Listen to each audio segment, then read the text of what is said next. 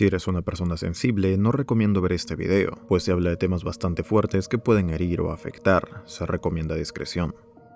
El 30 de marzo de 1989, la policía encontró el bidón que contenía el cuerpo de una joven que llevaba desde noviembre del año anterior desaparecida. Esta joven, quien había sido torturada y abusada durante un mes y medio, era Junko Furuta. La maldad humana puede llegar a niveles extravagantes y que parecieran imposibles para la media de la población. Hay situaciones humanas que nos hacen replantearnos nuestra fe en la humanidad, y este caso para mí es uno de ellos. Junko Furuta fue una joven estudiante de 17 años nacida en enero de 1971. Fue una estudiante japonesa secuestrada, brutalmente torturada, violada y asesinada por 4 estudiantes de su mismo colegio. Su caso de homicidio fue conocido como el caso del asesinato del estudiante en cemento, debido a que su cuerpo fue descubierto en un bidón relleno de cemento fresco. Aparte de que por todo lo que pasó a esta chica, también es conocido como el peor caso de delincuencia juvenil para el país nipón en la posguerra. Junko Furuta estudiaba en la secundaria Prefectura Saitama en Misato, en las cercanías de Tokio. 2 veces por semana después de la escuela tenía un trabajo a medio tiempo en una fábrica de plásticos. Estaba ahorrando para hacer un viaje luego de su graduación. El 25 de noviembre de 1988, cuando volvía en bicicleta del trabajo a su casa, 4 adolescentes que iban en su mismo colegio, Hiroshi Miyano, Yo Ogura, Shinji Minato y Yasushi Watanabe, la interceptaron. Primero fueron Shinji y Hiroshi. Entre ambos armaron un plan para detener a Junko. La vieron regresando en bicicleta a su casa después de terminar su trabajo a tiempo parcial. Bajo las órdenes de Hiroshi, Shinji pateó a Junko de su bicicleta e inmediatamente huyó del lugar. Hiroshi, diciéndole a Junko que era una coincidencia que habían presenciado este ataque, se acercó a ella y le ofreció llevarla a su casa a salvo. Ella, al aceptar esta oferta, no sabía que él la estaba llevando a un almacén cercano, donde la intimidó revelándole sus conexiones con la yakuza. Hiroshi amenazó con matarla después de violarla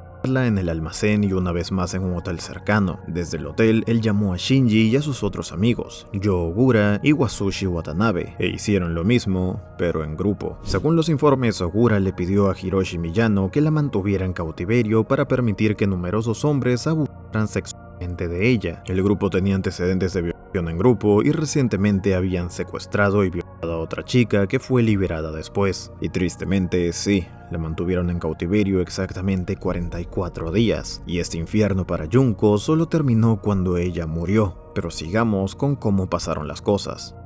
Habían visto la dirección de su casa de un cuaderno en su mochila y le dijeron que sabía dónde vivía y que los miembros de la yakuza matarían a su familia si intentaba escapar. Los 4 muchachos la dominaron y la llevaron a una casa en el distrito Ayase de Adachi, donde fue de nuevo en grupo. La casa, que era propiedad de los padres de Minato, pronto se convirtió en su lugar habitual de pandillas. Y aquí es donde pensamos en qué pasó con la policía, por qué no intervinieron. Sucede que 2 días después de que secuestraron a Junko, sus padres contactaron con la policía sobre la desaparición de su hija, pero para que no los atraparan, los secuestradores la obligaron a llamar a su madre. Se vio obligada a decir que se había escapado, pero estaba a salvo, y se quedaba con un amigo. Y aparte, también se vio obligada a pedirle a su madre que detuviera la investigación policial sobre su desaparición. Cuando los padres de Minato estuvieron presentes, la pobre chica se vio obligada a hacerse pasar por la novia de uno de los secuestradores. Más tarde abandonaron esta pretensión cuando quedó claro que los padres de Minato no los denunciarían a la policía. Los Minato declararon que no intervinieron por miedo porque eran conscientes de las conexiones con los yakuza de Miyano y temían represalias. El hermano de Minato también estaba al tanto de la situación, pero tampoco se atrevió a hacer nada para evitarlo.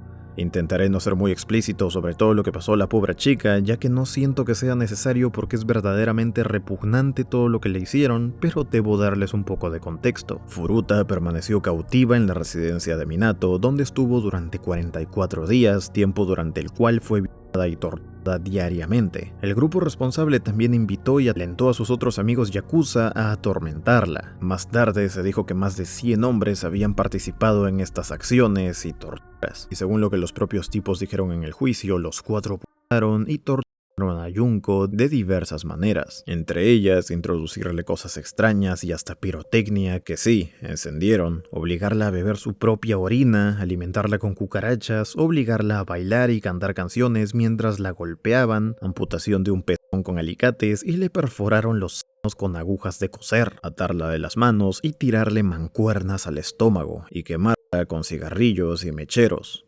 Una de esas quemaduras fue un castigo por intentar llamar a la policía, donde literalmente la incendiaron viva, convulsionó y como pensaron que ella mentía sobre su convulsión, volvieron a quemarla. La situación llegó a tal punto que según las declaraciones de uno de ellos, le llevaba más de una hora arrastrarse escaleras abajo para ir al baño. Se dijo que Furuta cayó en la inconsciencia en varias ocasiones debido a los repetidos asaltos, lo que llevaba a hundir su cabeza en un balde de agua fría cada vez para continuar la tortura. Cuando se encontró su cuerpo había botellas de Oronanim C en su recto y su rostro era irreconocible. También se descubrió que estaba embarazada a pesar del daño severo en su útero. Sucedió que uno de los tipos que la había obligado fue presionado a hacerlo. Al sentirse culpable le contó lo que sucedió a su hermano, quien hizo la denuncia pertinente a la policía. Sucede que por su incompetencia sí rescataron a la chica. La policía, en específico 2 oficiales, se presentaron en la casa de Hiroshi y ahí les dijeron que no había ninguna chica. Y según el par de ineptos policías que los invitaran a pasar era prueba suficiente de que no había nada malo que encontrar. Si hubieran entrado en ese momento, habrían encontrado a la pobre muchacha 15 días después de su secuestro. La pudieron salvar y evitarle todas las horribles cosas a las que fue expuesta y a su inminente muerte. Se informó que Furuta le pidió a sus captores en múltiples ocasiones que la mataran y acabaran con eso, pero se negaron. En cambio, la obligaron a dormir afuera en un balcón en pleno invierno y la encerraron varias horas en un congelador. Y como si no fuera suficiente con todo esto, su muerte también fue bastante horrible. Fue retada a jugar Mahjong en ese estado y aún así ganó, y esto fue suficiente para que volvieran a atacarla durante más o menos 2 horas, haciéndole algo que prefiero no mencionar, hasta que la pobre murió. Convulsionó de nuevo y aún así no tuvieron piedad, volvieron a quemarla y finalmente sucumbió a la incontable cantidad de heridas que tenía. Al día siguiente metieron el cuerpo de la joven fallecida en un bidón de metal y lo llenaron de cemento. Finalmente lo depositaron en una zona donde la gente solía abandonar basura y electrodomésticos viejos en Koto, Tokio. El 23 de enero de 1989, Hiroshi Miyano y Yo Ogura fueron arrestados por la violación en grupo de la joven de 19 años que habían secuestrado en diciembre, cuando ya se habían aburrido de abusar de Junko debido a la deformación física que tuvo debido al maltrato que le hicieron. El 29 de marzo, 2 agentes de policía fueron a interrogarlos, ya que se había encontrado ropa interior femenina en sus direcciones. Durante el interrogatorio, uno de los oficiales llevó a Miyano a creer que la policía estaba al tanto de un asesinato cometido por él, pensando que Yo Ogura había confesado los crímenes contra Furuta. Miyano le dijo a la policía dónde encontrar el cuerpo de Furuta. La policía quedó inicialmente perpleja por la confesión, ya que se referían al asesinato de una mujer diferente y su hijo de 7 años que ocurrió 9 días antes del secuestro de Junko. Ese caso sigue sin resolverse hasta el día de hoy. La policía encontró el bidón que contenía el cuerpo de Furuta al día siguiente. Fue identificada a través de las huellas dactilares. El 1 de abril de 1989, Yo Ogura fue arrestado por una agresión sexual por separado y posteriormente arrestado de nuevo por el asesinato de Furuta. A esto le siguió la detención de Watanabe, Minato y el hermano de Minato. Se identificó formalmente a otros cómplices que participaron en el abuso de Furuta, entre los que estaban Tetsuo Nakamura y Koichi Ihara, que fueron acusados de violación después de que se encontrara su ADN en el cuerpo de la víctima y dentro de él. Y aquí es donde todos pensamos que al menos tendrían una condena justa a estos 4 sujetos que maltrataron tanto a la pobre Junko. Pero no. Sucede que la justicia de Japón es muy laxa en estos tipos de casos, ya que no son comunes en este país. En el país nipón existen uno que otro caso bastante horrible que si quieren puedo traer aquí al canal, pero este tipo de situaciones no son muy comunes. Y en fin, ¿qué pasó en el juicio? A pesar de la brutalidad de los crímenes, la identidad de los jóvenes fue ocultada por la corte penal, ya que todos eran considerados menores en el momento del crimen. Aunque la identidad de Junko no fue oculta, pero la revista Shukan Bunshun reveló los nombres de los 4 torturadores, indicando que dada la gravedad del delito no merecían que se respetase su derecho al anonimato. Y como si no fuera suficiente con todo lo que le hicieron a la chica, también sucedió. Los 4 muchachos se declararon culpables de cometer lesiones corporales que resultaron en la muerte, en lugar de asesinato, restándole peso a los crímenes que cometieron contra Junko.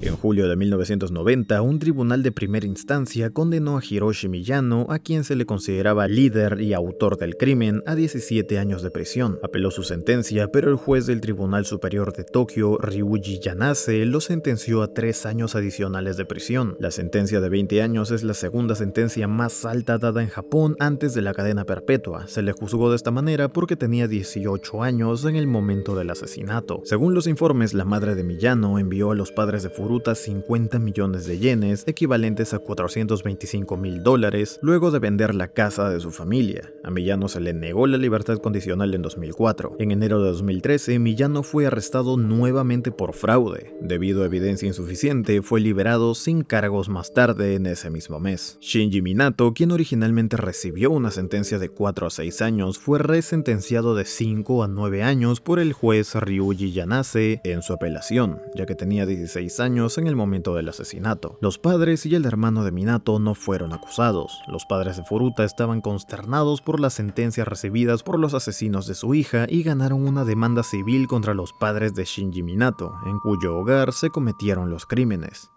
Yasushi Watanabe, quien originalmente fue sentenciado de 3 o 4 años de prisión, recibió una sentencia mejorada de 5 a 7 años. Tenía 17 años en el momento del asesinato. Iyo Ogura estuvo 8 años en prisión juvenil antes de ser liberado en agosto de 1999. Tenía 17 años en el momento del asesinato. Después de su liberación, se dice que se jactó de su papel en el secuestro, violación y tortura de Furuta. Si me lo preguntan, un desgraciado total. En julio de 2004 fue arrestado por agredir a Takatoshi Gisono, un conocido con el que pensó que su novia podría haber estado involucrada. Ogura rastreó a Isono, lo golpeó y lo empujó dentro de su camioneta. Lo llevó de Adachi al bar de su madre en Misato, donde supuestamente Isono recibió una paliza durante 4 horas. Durante ese tiempo, Ogura repetidamente amenazó con matar al hombre, diciéndole que había matado antes y que sabía cómo salirse con la suya. Fue sentenciado a 7 años de prisión por el asalto a Isono. La madre de Ogura supuestamente destrozó la tumba de Furuta, afirmando que había arruinado la vida de su hijo. Sí, claro, obviamente, no fue su hijo que se arruinó la vida él solo, y ni qué decir de cómo arruinó la vida de los padres de la joven Junko. También se ha informado de que Ogura había agotado los ahorros de su padre, dinero destinado a ser restituido a la familia de Furuta, comprando y consumiendo una serie de artículos de lujo. Obviamente se consideró que las sentencias que les habían dado los asesinos habían sido leves debido a la gravedad del crimen, pero también debemos tener un poco en cuenta que la sociedad japonesa es diferente a la nuestra. Sucede que, por ejemplo, mientras que la identidad de los asesinos de Junko fue resguardada y a día de hoy incluso tienen nombres distintos para que no se les asocie con el caso, la tumba de la chica fue vandalizada repetidamente, como si ella hubiera sido la culpable de lo que le pasó. También debido a ese vandalismo a la tumba de la chica, tuvieron que mover sus restos a Texas. En fin, este caso es un tema verdaderamente denso y triste. Es un caso que, a pesar de que fue llevado a juicio, fue realmente injusto, y no quiero ni imaginarme lo mal que lo pasó Junko Furuta durante su tiempo secuestrada, o sus padres que vivieron sabiendo qué pasó con su pobre hija. Este caso tuvo una repercusión mediática importante, y en base a su historia se hicieron cómics, películas y documentales, siendo uno de ellos el más fiel de todos a los sucesos, donde incluso se ven escenas del funeral de Junko y sus amigas despidiéndose de ella, pero este documental solo existe en japonés, y realmente no pude ni encontrar el nombre. De lo que sí encontré el nombre es de las películas, pero no las mencionaré porque hasta donde sé en su mayoría no se hicieron con el respeto que se debía. También existen unos cuantos mangas que recopilan la historia e incluso discos y canciones en homenaje, como por ejemplo la banda griega de thrash metal Biocancer realizó un homenaje a Junko Furuta en su álbum de 2023 titulado Revengeance con la canción 44 Days in Hell. En fin, este es ese tipo de historias que te helan la sangre por el simple hecho de pensar en que pudo sentir quien lo vivió, aunque nunca sabremos qué tan mal la pasa a una persona que vive o vivió estas cosas en carne propia. No tengo mucho más que decir. Si quieren más casos de True Crime en el canal, comenten qué les gustaría ver, estaré leyéndolos, y si veo que les interesa, traeré más videos de este estilo. Gracias a los miembros por apoyar el canal, especialmente a Connie, Mada, Sir Vlad, Not Found Sep, Pogue, Nani, El Gordo y Bonnie, que apoyan el sueño. Suscríbete, deja un like y comenta para que te dé un corazón, tienen todas mis redes en la descripción, apoyen el sueño y nos vemos en la próxima.